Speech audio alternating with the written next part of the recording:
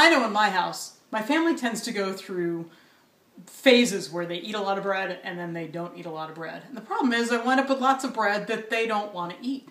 So what do you do with leftover bread? You don't want to pitch it. Hi, I'm Nica and welcome to Tasty Thursday. Today I'm going to give you 3 things that you can do with leftover bread so you're not throwing away good food.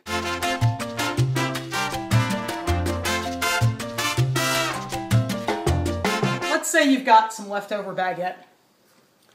You can cut it up and make it into croutons. The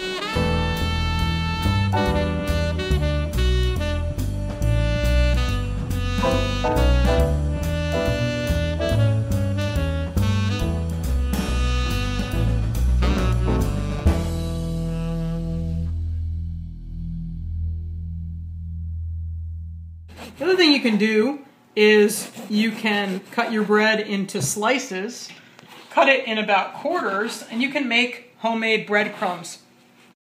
And the third thing you can do with leftover bread is you can make French toast.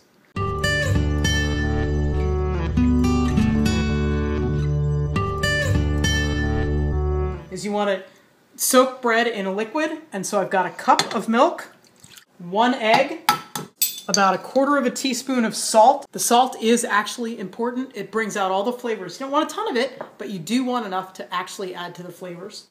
Heaping tablespoon of, I like brown sugar, you could use. If you like cinnamon, use a 1/2 teaspoon of cinnamon.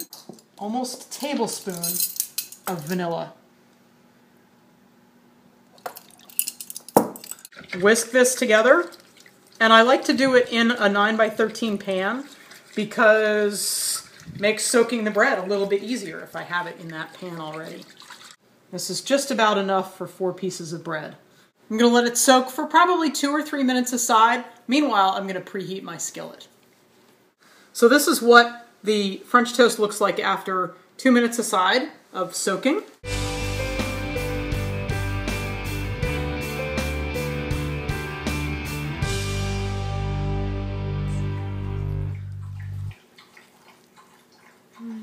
I highly recommend using a knife and a fork, but Maddie prefers her fingers.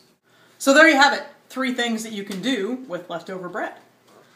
Don't forget to tune in next week where I'm going to show you how to make jerk chicken, one of my favorites coming up this time of year.